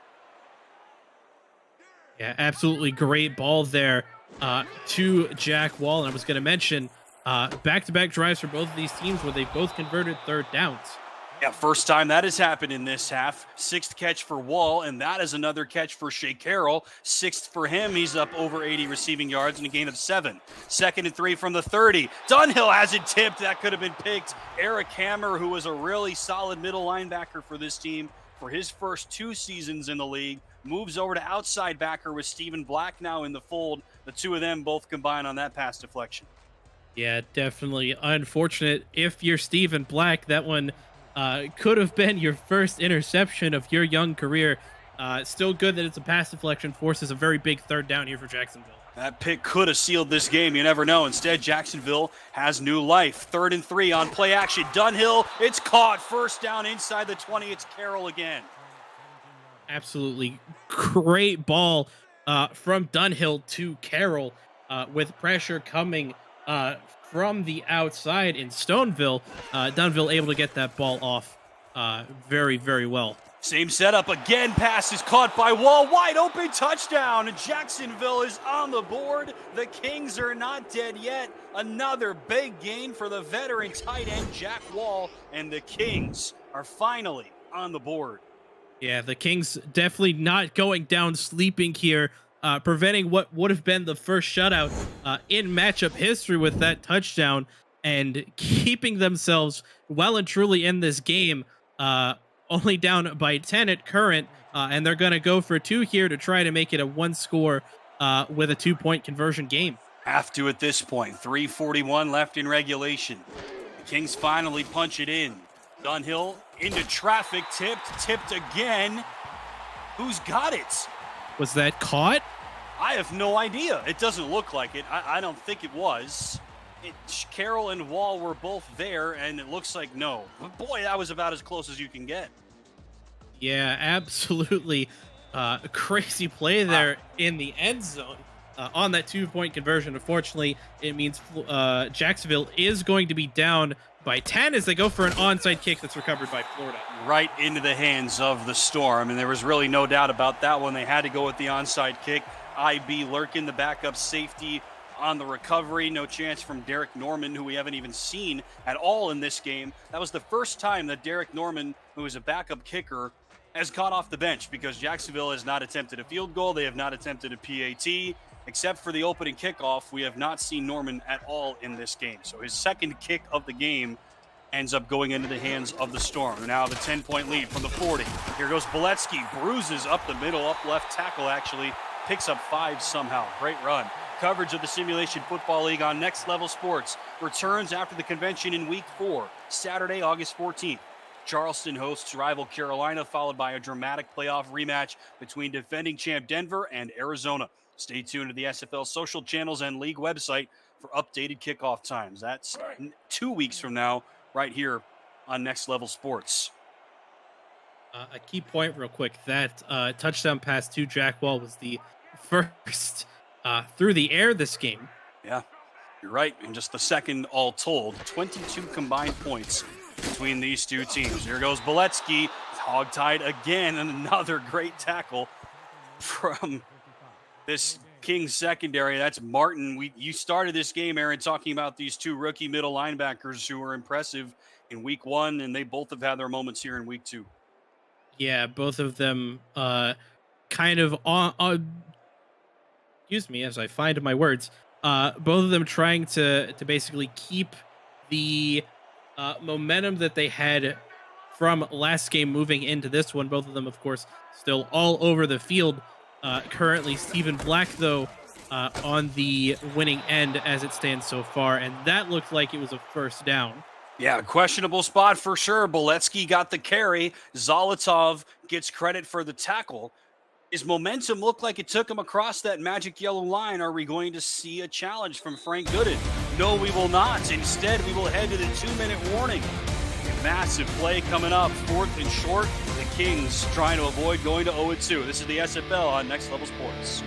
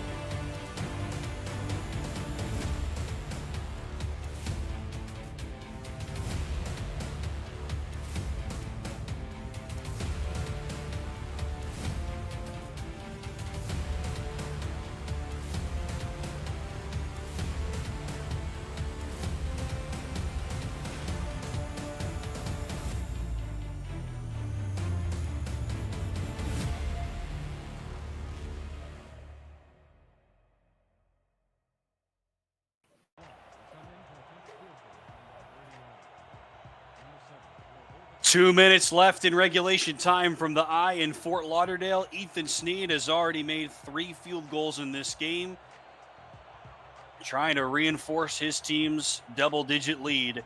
Maybe salt things away for the Storm as they try to avoid falling to 0-2. Snap down, hold down from Mike Hatt. The kick from Snead is up and true from 47, a new season long for the 4th-year veteran from Newport News, and the Storm go up by 13.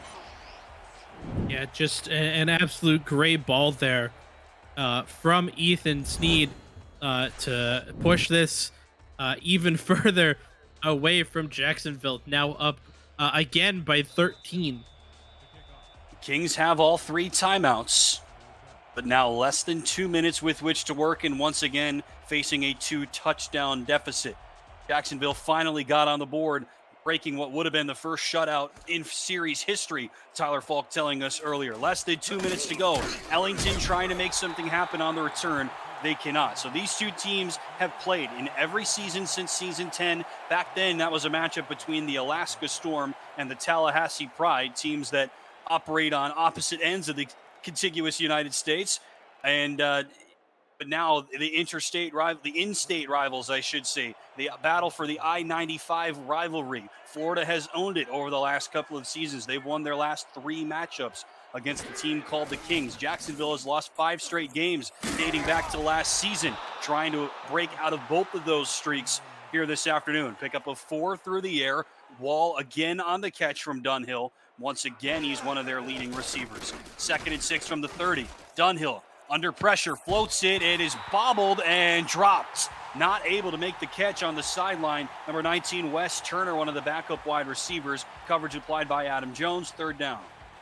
Yeah, and unfortunate there that Turner's not able to hold on to that ball. Definitely would have put Jacksonville in a much better position on this 3rd down. Dunhill, of course, still able to avoid some incoming pressure from the Florida Storm. Really big 3rd down here. 90 seconds left. Dunhill this way. Willis on the catch. He stopped short of the sticks. Back-to-back plays made by Adam Jones. Jacksonville has to burn a timeout. It's 4th and inches. You got to go right now, though, if you're Frank Gooden. Absolutely. You absolutely have to go for this first out here. It's 4th and inches. Granted, Jared Willis hasn't really been able to go anywhere much. Realistically, you put it in the hands of the veteran to get the 6 to 9 inches you need for this first down.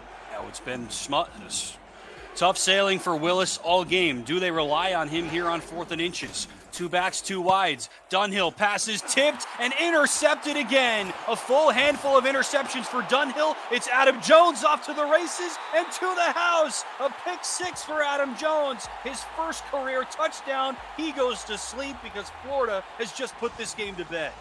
Absolutely. Unfortunate there for Jacksonville. They definitely had a man in the right place. Unfortunately, Adam Jones on the tip from Andrew Francis, who read that pass incredibly well in order to get the ball in the air, just absolutely seals this away for Florida. Still potential, though, for Jacksonville to at least get a couple more points out of it. They still do have about a minute left when all is said and done between the extra point and the kickoff. Tough break, though, for Marcus Dunhill. His 5th interception on the day. Not a great snap that time, but the hold down and the kick good from Ethan Snead, who's perfect on his kicks today. I think the only thing that would have been more perfect there for Florida is if Evan Carroll had that interception, and so all 5 standouts in the secondary would have had a takeaway in this game, but I'm sure he doesn't care all that much. He's one of the all-time leaders in interceptions in league history, 5th all-time in picks, Evan Carroll. Adam Jones has the 6th of his career, and that probably puts this game on ice for the Storm. Deep kickoff from Snead. Ellington once again will try to make something happen.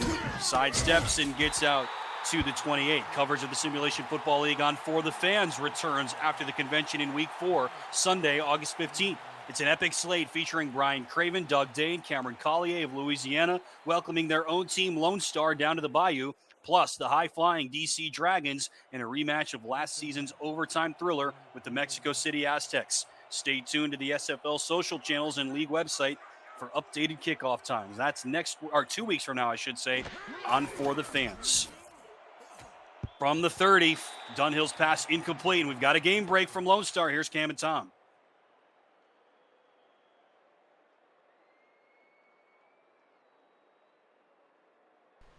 Get to Cam. Thank you, Tim. Sorry for the delay. Lone Star down 7, needing to recover an onside kick. You wouldn't believe it.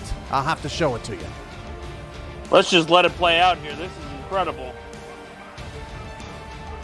And there it is at the end. Lone Star's got the ball. Bonus coverage of that game coming up next. You fooled me, Cam. Thought you were asleep at the wheel for the first time in your life, but you weren't. Should have known to trust you. Willis through the air, picks up just a couple. Jacksonville will use its second timeout. He mentioned bonus coverage, and coming up after the conclusion of this game, we'll send you to Texas for bonus coverage of Vancouver and Lone Star. And then Cameron Irvine and Tom Welsh will react to this afternoon's slate of games and lay out the convention streaming schedule for next weekend. That's all coming up on the post-game update after the conclusion of this game. Jacksonville trying to make a late surge, 64 seconds with which to work. Play action for Dunhill. He'll float it deep down the right seam as a man. It's caught. Off to the races goes Grayson Willis, and he will coast in for a touchdown. A 70-yard strike from Dunhill to Grayson Willis. That'll help the Kings feel a little bit better about things. It's a 2-score game again. Yeah, that's definitely what I think Marcus Dunhill was going for on the last drive. Unfortunately, wasn't able to make it happen due to a very key pass deflection from Andrew Francis. Is able to make it work this time, though. 70 yards goes Grayson Willis into the end zone, showing that Jacksonville, despite being down, still showing signs of life here moving forward into next week. And if they get, this is very much wishful thinking for Jacksonville and its fans, but if they get the onside kick, we just saw one in the Lone Star game. If they get an onside kick, then this game's not over, but a lot of things need to go Jacksonville's way for them to have a chance. Here is Derek Norman, his first place kick attempt of the game. Sails that one through no problem. First touchdown catch of the season for Grayson Willis. It's 7 catches for 90 yards a week ago. Unofficially this week, 5 catches for 106. And that touchdown, that pass puts Dunhill over 300 yards. Statistically, this game is just insane. Ron Cochran, fewer than 125 passing yards on 21 attempts. That is insane for one of the all-time league greats. Here is the onside kick for the second time in this game. Jacksonville will come up short on that onside kick attempt, and now it's all academic for Florida with a 12-point lead. Yeah, unfortunate that Jacksonville not able to recover that onside kick, but this game has been completely defensive dominant. Like you mentioned, Ron Cochran under 125. Dunhill, while he's over 300 yards, has thrown 5 interceptions this game. The score is not indicative of the offensive production in this game at all, and realistically could be wholly attributed to the defenses of both of the squads. How about this bounce-back effort from the Florida Storm? They give up the first 24 points of the game last week, an absolute blitzkrieg from Eddie Gage, Ashley Jackson, and the Arizona Scorpions. And the joke was they were mad about how their season 16 ended on that late comeback from Denver in the playoffs. Arizona playing in its first game since then. Another kneel down coming up here for Cochran. 50 seconds left in regulation. So Arizona maybe mad, maybe motivated, maybe just ready to go after a couple of months off. They score the first 24 points on this Storm defense last week, end up winning that game 34-20.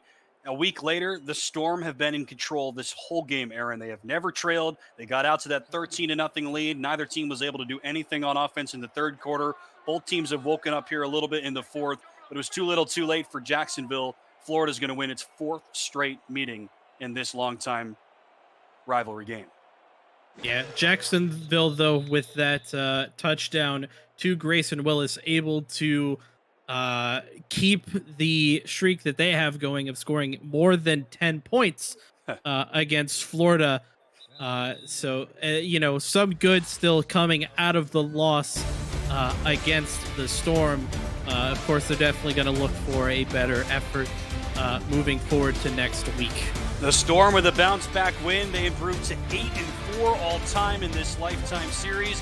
They have now won the last 4 meetings. Jacksonville falls to 0-2. Final score this afternoon, Florida 26, Jacksonville 13. I mean, big difference in this game. You saw that stat right there at the bottom, the rushing game. Charlie Boletsky vastly outperformed Jared Willis, even if most of his damage came on that one play, Aaron, but also through the air. Cochran was really not very flashy, didn't really do a whole lot. No catches for Stephen Bush. Still baffles me, but the 5 interceptions for Dunhill, including the pick 6. Between those two things, way too much for Jacksonville to overcome.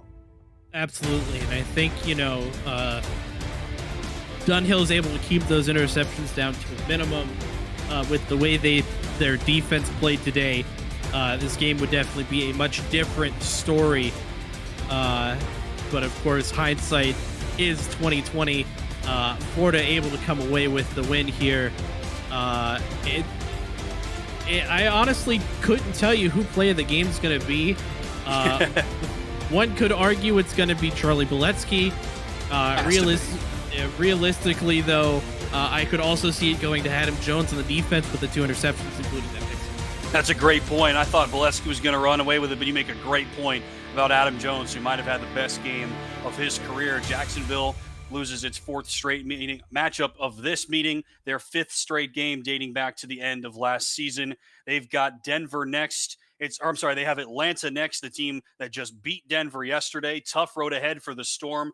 3 excellent teams coming up. Home against Denver, at Fort Worth, home against Mexico City. A gauntlet of a start on this season for Florida, but they look much improved from week 1 to week 2. And with Mighty Max Paul at the helm, Aaron, no surprise. Your last pick prediction for player of the game here in week 2. I think it's going to go to Adam Jones. I'm going with Boletsky, because they love the offense here on the post-game show. We'll have to wait, and it will be Charlie Boletsky, that 80-yard touchdown, the ultimate spark plug that helped Florida win this game. Thanks so much for joining us here this afternoon. For Aaron Alexander, Declan O'Rourke, Tyler Falk, Cameron Irvine, I've been Tim Hackett. Thanks for watching. We'll see you next time. So long. Over to Lone Star for bonus coverage. Here's Jeff Melanishin and Stephen Hacker.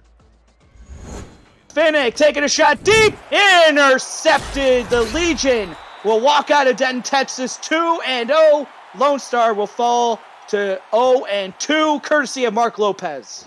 Mark Lopez ices the game for the Legion, takes this one away. I actually liked that Finnick threw this one, got it out of his hand, but Vancouver knew the formula, knew what Lone Star was trying to do. They had to get down the field, and Mark Lopez had his eyes on the quarterback the whole time. Easy play for him. 7 seconds remaining, as it's going to be the formation.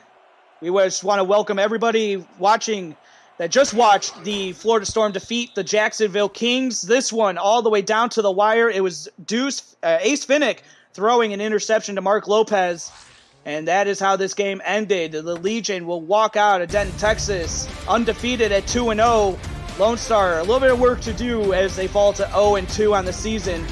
The touchdowns courtesy Tom Pepper threw 2 touchdowns to Kendra Hall and Dan Daly, and then added a field goal. Meanwhile, it was a Ike McBride touchdown run that got the Lone Star Glory on the board, and then a field goal. So, Stephen Hacker, just give the viewers watching on Next Level Sports your final thoughts here of this game. Yeah, Vancouver came into this game red hot after last week's huge passing performance. So, Lone Star, I think, is trying to control the ground game, control the clock, and keep Vancouver's offense off of the field. So I think they succeeded there. Where they failed was, they relied too heavily on the legs of Ike McBride. Didn't quite have enough in the passing game to really challenge Vancouver when they needed it. Both defenses showed up, played very well, did their job. Obviously 17-10, you can't complain defensively, but offensively, there was some meat left on the bone from Lone Star in the passing game. But Ike McBride probably had the run of the year with breaking 3 tackles, two broken tackles, and then a monster stiff arm that led to that 70-yard rushing touchdown for her. And that was a dynamic play, something to watch for out of her in weeks to come, as how she can progress and use that stiff arm to really free herself up. Tom Pepper eclipses 1,000 yards after just 2 games this season, so just an absolute dynamite passing attack out of this Vancouver Legion offense. Kendra Hall could be an early front runner for offensive player of the year. So just Jeff, it was a fantastic ball game. Lone Star really fought and clawed and stayed in this game the whole time, but Vancouver came out with a nice win. So here it is, the player of the game, Tom Pepper. He was 30 of 34, only 4 incompletions, 324 yards, 2 touchdowns, 113.7 QB rating. Continues where he left off last week. So on behalf of my analysts, Stephen Hacker, Andy Hamilton, and Justin Reside on stats, and as always, executive producer of the SFL, Cameron Irvine, I'm Jeff Melnition, and this has been a presentation of the Simulation Football League. Once again, Vancouver will move to 2-0 as they defeat the Lone Star Glory. After a quick break, we'll send it back to SFL Studios for analysis and what's coming up later today in the SFL action. Stay tuned.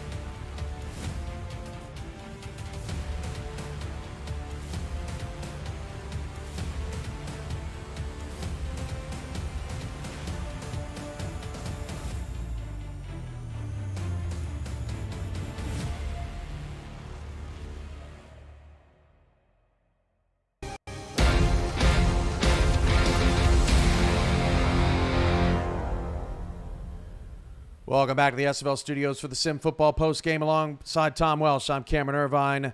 Some thrilling games there at the end. I want to start with the Vancouver and Lone Star game, Tom. After 737 yards, passing an SFL single game record from Tom Pepper in Vancouver, Lone Star holds him down pretty good. I think he ended up just north of 300, but still a big improvement. And but unfortunately, Lone Star comes up short, 17-10. Your thoughts? Yeah, it was a crazy game. They were in it the whole time. You know, Lone Star recovered the onside kick there at the end, trying to get it there. But, you know, Tom Pepper, you know, 1,000 yards passing through 2 weeks of the season already. That's pretty incredible. So. And Vancouver's 2-0, and when you look across the landscape of the Pacific Division, Portland and Los Angeles struggled in Week 1. They will play next against some tough opponents, St. Louis and Baltimore. San Diego looking better, but still 0-2. I mean, Vancouver's got to be feeling real good about where they are right now, heading into the convention, and they take on Louisiana, 0-2 at the convention next week. Yeah, Vancouver's in prime position to go 3-0 to start the season and really take a stranglehold on that division, that's for sure. Now, the Jacksonville Kings, which was our main game here on Next Level, they haven't beaten Florida in over a year. That's their fourth straight loss to the Storm, 26-13. And even though it was a two-possession game for almost the entirety of the game, it never really felt like Jacksonville really stood a chance. It was tough sledding out there. Marcus Dunhill, a real rough game after a promising debut last week against Denver. Yeah, 5 interceptions for Dunhill. That's not going to get it done. Really, 20 rushing yards from Jared Willis. You're not going to go far when your two best players on offense aren't getting the job done. No, and they were not getting the job done today, and it leaves Jacksonville kind of in a lurch at 0-2. Florida gets off the schneid. They'll take on Denver, a pair of 1-1 teams in a championship rematch next week, and then Jacksonville will face Atlanta at the convention. I was trying to remember Dunhill facing his former team. That'll be a fun one as Dunhill tries to avoid an 0-3 start and giving another victory to Atlanta. So coming up tonight, if you are interested in catching more SFL action, 2 more games left in week number 2. Baltimore takes on Portland. St. Louis faces Los Angeles. And SFL Nation, on your convention schedule, Arizona and Queen City, now a battle of undefeated teams, is back in. Tulsa and Houston out after some shuffling around of some matchups over there. But yeah, Tom, Portland, LA, better wake up tonight. Yeah, it's gonna be a tough one. St. Louis's defense is top notch, and Baltimore is looking to continue to win and go 2-0 on the season. They are both at home, so Portland and LA hoping for some home cooking tonight after Baltimore and St. Louis got some impressive victories in week 1 for 2 completely different reasons. Baltimore with 57 points, St. Louis forcing 4 turnovers, holding Tulsa to 17, and winning the game at the goal line. That's it for the SFL on Next Level Sports this week. We'll see you in 2 weeks, Saturday, August 14th, our next telecast. We're in Houston at the convention next week. Hope you all enjoyed the show. Thanks a lot, everybody. Good night. We'll see you later.